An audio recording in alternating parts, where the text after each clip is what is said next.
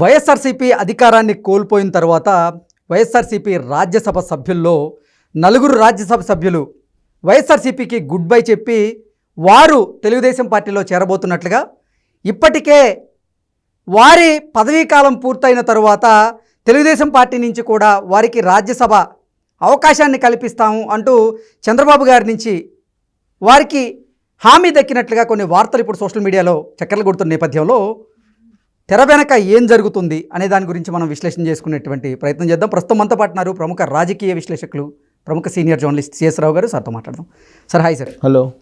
వైఎస్ఆర్సీపీకి చెందినటువంటి నలుగురు రాజ్యసభ సభ్యులు వైసీపీకి గుడ్ బై చెప్పబోతున్నారని, వారు తెలుగుదేశం పార్టీలో చేరేందుకు సిద్ధమయ్యారని, ఇప్పటికే చంద్రబాబు గారితో రహస్య మంతనాలు కూడా చేసుకున్నారని, వారి పదవీకాలం పూర్తయిన తర్వాత తెలుగుదేశం పార్టీ నుంచి వారికి రాజ్యసభ సభ్యత్వాన్ని కల్పిస్తామన్నట్లుగా చంద్రబాబు గారు కూడా హామీ ఇచ్చినట్లుగా కొన్ని వార్తలు వస్తూ ఉన్నాయి. దీని మీద మీ విశ్లేషణ ఏంటి సార్?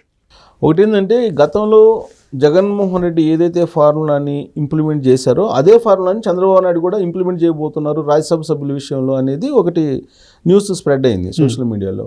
ఏంటి ఆ ఫార్ములా అని అంటే, ఇప్పుడు రాజ్యసభలో 11 మంది ఎంపీలు ఉన్నారు వైఎస్ఆర్ కాంగ్రెస్ పార్టీకి. దాంట్లో నలుగురికి 1.5 సంవత్సరం అంటే ఒక్కొక్క ఏడాది తర్వాత వాళ్ళకి పదవీకాలం అయిపోతుంది.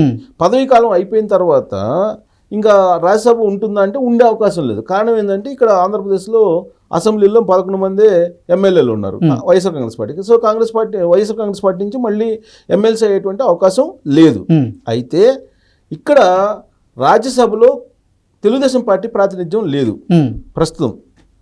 కాబట్టి రాజ్యసభలో ప్రాతినిధ్యం ఉండాలి తెలుగుదేశం పార్టీ కంటే ఇమీడియట్గా రాజ్యసభలో ఎంపీలు కావాలి. ఎంపీలు కావాలంటే మేము వస్తామని చెప్పి ఒక ప్రతిపాదన పెట్టారు ఈ నలుగురు రాజ్యసభ సభ్యులు వైఎస్ఆర్ కాంగ్రెస్ పార్టీ వాళ్ళు. ఏంటి ఆ ప్రతిపాదన అంటే, మాకు 1.5 సంవత్సరానికి అయిపోతుంది కదా, కాబట్టి మీరు ఇప్పుడే మేము రాజీనామా చేసేసి మేము మీ పార్టీలో చేరతాము.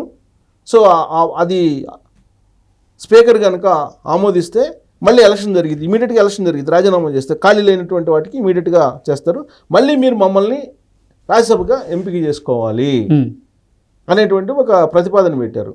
ప్రతిపాదన పెట్టినప్పుడు చంద్రబాబు నాయుడు నో అనాలా లేదంటే అవుననాలా అని అంటే, అవునన్నారు అనేటువంటి విషయాన్ని ఇప్పుడు సాక్షి సంబంధించి లేదంటే వైఎస్ఆర్ కాంగ్రెస్ పార్టీకి సంబంధించినటువంటి సోషల్ మీడియాలో మొత్తం స్ప్రెడ్ చేస్తున్నారు. చంద్రబాబు నాయుడు డీల్ ఓకే చేశారు. 1.5 సంవత్సరం తర్వాత పదవీ కాలం అయిపోయేటువంటి రాజ్యసభ సభ్యులను ఇప్పుడే రిజైన్ చేసి రమ్మంటున్నారు. రిజైన్ చేసి వస్తే కనుక మళ్ళీ మేము రాజ్యసభ ఇస్తామని చెప్పి చంద్రబాబు నాయుడు హామీ ఇచ్చినట్టు ఉల్టా ప్రచారం చేస్తున్నారు. ఆ తప్పు చంద్రబాబు నాయుడు చేయరని నేను అనుకుంటున్నా. ఎందుకనంటే, ఎట్టాగో 1 సంవత్సరం తర్వాత వాళ్ళు అయిపోతుంది వాళ్ళ పదవీ కాలం. మళ్ళీ రాజ్యసభ సభ్యులు 6 సంవత్సరాలు ఎందుకు ఇస్తారు? మరి వైఎస్ఆర్సీపీ చంద్రబాబు గారిని టార్గెట్ చేస్తూ ఇటువంటి విష ప్రచారం ఎందుకు చేస్తున్నట్లు? ఇది మైండ్ గేమ్, పొలిటికల్గా మైండ్ గేమ్ ఆడటం. ఎందుకనంటే, ఇప్పుడు జగన్మోహన్ రెడ్డి ఒకప్పుడు ఏం చేశాడు, రాజ్యసభ మన అసెంబ్లీలో వైఎస్ఆర్ కాంగ్రెస్ పార్టీ అధికారంలోకి వచ్చినప్పుడు 2019లో మండలిలో వైఎస్ఆర్ కాంగ్రెస్ పార్టీ తక్కువ ఉన్నారు. అప్పుడు జగన్మోహన్ రెడ్డి ఏం చేశాడు, మండలిని రద్దు చేస్తూ ఒక తీర్మానం చేసి సెంట్రల్కి పంపించాడు. ఆ తర్వాత అక్కడ మండలిలో ఉండేటువంటి తెలుగుదేశం పార్టీ ఎమ్మెల్సీలు ఏం చేశారు, ఒక డీల్ కుదుర్చుకున్నారు. ఏంటి, మేము మీ పార్టీలోకి వస్తాం, మీరు మాకు మళ్ళీ పదవి విరమణ అయిన తర్వాత మళ్ళీ మాకు ఎక్స్టెండ్ చేయాలి అనేటువంటి ఒక కండిషన్తో జగన్మోహన్ రెడ్డి ఒప్పుకున్నారు. వైఎస్ఆర్ కాంగ్రెస్ పార్టీలోకి వెళ్ళిపోయారు తెలుగుదేశం పార్టీ వాళ్ళు. తర్వాత మళ్ళీ రీవర్క్ చేశారు. వాళ్ళకి శాసనమండలిలో రద్దు చేయాల, శాసనమండలి రద్దు చేయలేదు, కంటిన్యూ అవుతుంది. సో అదే ఫార్ములాని చంద్రబాబు నాయుడు కూడా మండలిలో ఇంప్లిమెంట్ చేశారు రీసెంట్గా. ఏంటి, సి రామచంద్రని తీసుకున్నారు. సి రామచంద్ర చేత రిజైన్ చేయించారు ఎమ్మెల్సీలో, ఎమ్మెల్సీగా. ఆయనకి ఇంకా 3-3 ఇయర్స్ ఉంది. సో ఇప్పుడు మళ్ళీ ఎమ్మెల్సీ ఎన్నికలు జరిగినప్పుడు సి రామచంద్రకి మళ్ళీ తెలుగుదేశం పార్టీ వాళ్ళు ఎమ్మెల్సీ అవకాశం ఇచ్చారు. అంటే 3 ఇయర్స్ పాటు ఆయన కొనసాగుతాడు. సో ఇలాంటి టాక్టిక్స్ మండలిలో అయితే చేశాడు, కానీ చంద్రబాబు నాయుడు రాజ్యసభలో చేయడని నేను అనుకుంటున్నాను. కారణం ఏంటంటే, 1.5 year అయితే అయిపోద్ది, మొత్తం రాజ్యసభ సభ్యులు ఎన్ని ఖాళీలు అయితే అన్ని ఖాళీలు తెలుగుదేశం పార్టీకి వచ్చేటువంటి అవకాశం ఉంది. అది తెలుగుదేశం పార్టీలో ఉండి పనిచేసినటువంటి వాళ్ళకి, ఇప్పటివరకు ఛాలెంజ్ చేసినటువంటి వాళ్ళకి అవకాశం ఇస్తారు తప్పితే, వైఎస్ఆర్ కాంగ్రెస్ పార్టీలో రాజ్యసభలో ఉన్నటువంటి వాళ్ళకి ఎందుకు అవకాశం ఇస్తారు? అవకాశం ఎందుకు ఇవ్వాలనుకుని చంద్రబాబు నాయుడు అనుకుంటారు? ప్రస్తుతం వైఎస్ఆర్ కాంగ్రెస్ పార్టీలో ఉండేటువంటి రాజ్యసభ సభ్యులు 11 మంది ఎవరైతే ఉన్నారో వాళ్ళు అసలు బీజేపీలో విలీనం చేయడానికి రెడీ అవుతున్నారు. ఇటీవల కాలంలోకి వచ్చినటువంటి న్యూస్ అదే కదా, బీజేపీలో విలీనం చేయడానికి ప్రయత్నం చేస్తున్నారు. ఆ టాస్క్ని అమిత్ షా సాయిరెడ్డికి అప్పచెప్పారు అనేటువంటిది న్యూస్. ఏది రాజ్యసభలో గతంలో ఏం జరిగింది, తెలుగుదేశం పార్టీని బీజేపీలో విలీనం చేశారు రాజ్యసభలో. అది అందరికీ తెలిసినటువంటి విషయం కదా. సేమ్ అదే తరహాలో రాజ్యసభలో వైఎస్ఆర్ కాంగ్రెస్ పార్టీ బీజేపీలోకి విలీనం కాబోతుంది అనేటువంటి న్యూస్ వింటున్నాం. అలాగే లోక్సభలో కూడా వైఎస్ఆర్ కాంగ్రెస్ పార్టీకి సంబంధించినటువంటి ఎంపీలు బీజేపీలో విలీనం కాబోతున్నారు అనేటువంటి న్యూస్ను మనం తరచూ వింటూ ఉన్నాం. ఇలాంటి పరిస్థితుల్లో దీన్ని మొత్తాన్ని మార్చేయడానికి ఈ మొత్తం ప్రచారం నుంచి డైవర్ట్ చేయడానికి వైఎస్ఆర్ కాంగ్రెస్ పార్టీ ఏం చేసిందంటే 4 రాజ్యసభ సభ్యులు తెలుగుదేశం పార్టీలోకి రాబోతున్నారు, రిజైన్ చేసి రమ్మంటున్నారు తెలుగుదేశం పార్టీలోకి చంద్రబాబు నాయుడు అనేటువంటిది ఒక ప్రచారాన్ని లేపారు. అలాంటి పొరపాట్లు, అలాంటి ఆలోచన చంద్రబాబు నాయుడు ఇప్పుడున్నటువంటి పరిస్థితుల్లో చెయ్యరు అని నేను అనుకుంటున్నాను. ఎందుకంటే సంవత్సరం దాటిన తర్వాత ఎలాగూ రాజ్యసభ వస్తే వీళ్ళని తీసుకొని మళ్ళీ ఇంకొక రాజ్యసభ రెండోసారి అవకాశం ఇచ్చి వాళ్ళని నెత్తినెందుకు కూర్చోబెట్టుకుంటారు? అవకాశమే లేదు. ఇది ఒక మైండ్ గేమ్ ఆడుతున్నారు తప్పితే ఇప్పుడు తెలుగుదేశం పార్టీలో ఉండేటువంటి వాళ్ళు వీళ్ళు తప్ప ఎవరు లేరని ఎందుకు తీసుకుంటారు? పైగా వాళ్ళు అసలు బీజేపీలో చేరాలని ఆల్రెడీ రెడీ అవుతుంది, డయాస్ రెడీ అవుతుంది బీజేపీలో విలీనం కావాలని. ఇలాంటి పరిస్థితుల్లో అవకాశం, అలాంటి ప్రచారం అయితే తప్పని నేను అనుకుంటున్నా. బట్ మండలిలో మాత్రం జగన్మోహన్ రెడ్డి చేసింది చంద్రబాబు నాయుడు చేశారు. మండలి విషయంలో, ఎమ్మెల్సీల విషయంలో, అది కూడా సి రామచంద్ర విషయంలో చేశారు ఆయన.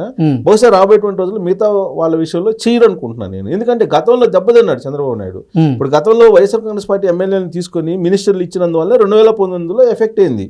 2019లో ఓడిపోవడానికి, అధికారాన్ని కోల్పోవడానికి ప్రధానమైనటువంటి కారణం ఏంటంటే వైఎస్ఆర్ కాంగ్రెస్ పార్టీ నుంచి గెలిచినటువంటి ఎమ్మెల్యేలను తీసుకొని ఆయన మంత్రులు కూడా ఇచ్చారు. కాబట్టి దాన్ని ప్రజలు చాలా సీరియస్గా తీసుకున్నారు, గమనించారు. దాని ప్రభావం 2019 ఎన్నికల్లో పడింది, దాన్ని చూశారు. అది చూసిన తర్వాత కూడా చంద్రబాబు నాయుడు ఇప్పుడు 164 మంది ఎన్డీఏ కూటమిలో ఉండేటువంటి ఎమ్మెల్యేలు ఉంటే ఇప్పుడు వాళ్ళని వైఎస్ఆర్ కాంగ్రెస్ పార్టీ వాళ్ళని రాజీనామా చేయించి తీసుకొచ్చుకొని ఏం చేయగలడు?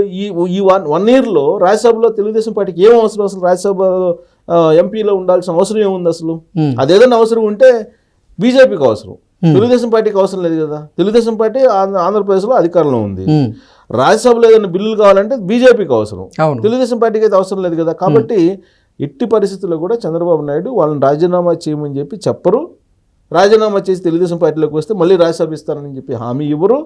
ఇది కేవలం వాళ్ళకై వాళ్ళు పుట్టించుకున్నటువంటి ఒక గాసిప్ అని చెప్పి మనం విశ్లేషణ. అసలు ఈ వైఎస్ఆర్సీపీకి చెందినటువంటి 4 రాజ్యసభ సభ్యులు వైసీపీకి గుడ్ బై చెప్పి టీడీపీలో చేరాలనుకుంటే చంద్రబాబు గారు అసలు వారిని తీసుకునేటువంటి అవకాశం ఉందా అంటే ఏం చెప్తారు? పార్టీలు కూడా తీసుకోకపోవచ్చు. అంటే రాజీనామా చేయాలి ఫస్ట్. వాళ్ళు రాజీనామా చేస్తే యాక్సెప్ట్ చేస్తారు. యాక్సెప్ట్ చేసిన తర్వాత రాజ్యసభ పోతుంది కదా, 1 year పాటు ఎంపీగా ఉంటారు కదా. వాళ్ళ పదవీ కాలంలో కంటే ముందే రాజీనామా చేస్తే వాళ్ళు లాస్ అవుతారు. ఆటోమేటిక్గా ఎలక్షన్లు వస్తాయి. ఎలక్షన్లు వచ్చినప్పుడు ఖచ్చితంగా వాళ్ళు మేము త్యాగం చేసి వచ్చాం కదా, మాకు ఇవ్వండి అని చెప్పి అడిగే అవకాశం ఉంది. కాబట్టి అసలు ఆ అవకాశం ఇవ్వరు అనుకుంటున్నాను నేను. పైగా వాళ్ళ అవసరం కూడా లేదు తెలుగుదేశం పార్టీకి, చంద్రబాబు నాయుడుకి అంతకన్నా అవసరం లేదు. పైగా నేను బ్యాక్గ్రౌండ్ చెప్పాను కదా గతంలో ఏం జరిగింది అనేది. అంటే ఇతర పార్టీల వాళ్ళని తీసుకొని నెత్తిని కూర్చోబెట్టుకొని మంత్రి పదవులు ఇస్తే ఏం జరిగింది 2019లో అనేది చంద్రబాబు నాయుడు తెలుసు. కాబట్టి అలాంటి పొరపాటు మళ్ళీ చేయడని చెప్పి నేను అనుకుంటున్నా. సో చంద్రబాబు నాయుడు ఆ ఆలోచన చేయరు కాబట్టి దీన్ని ఒక మైండ్ గేమ్ కింద వైఎస్ఆర్ కాంగ్రెస్ పార్టీ ప్లే చేస్తుంది. ఎందుకు బీజేపీలో విలీనం అవుతున్నారు అనేటువంటిది పక్కాగా జరుగుతున్నటువంటి ప్రచారం. సో కాబట్టి దాని నుంచి డైవర్ట్ చేయడానికి దీన్ని ఒక గాసిప్ కింద లేపారని చెప్పి మనం భావించడానికి అవకాశం ఉంది. Okay sir, thank you so much. Thank you.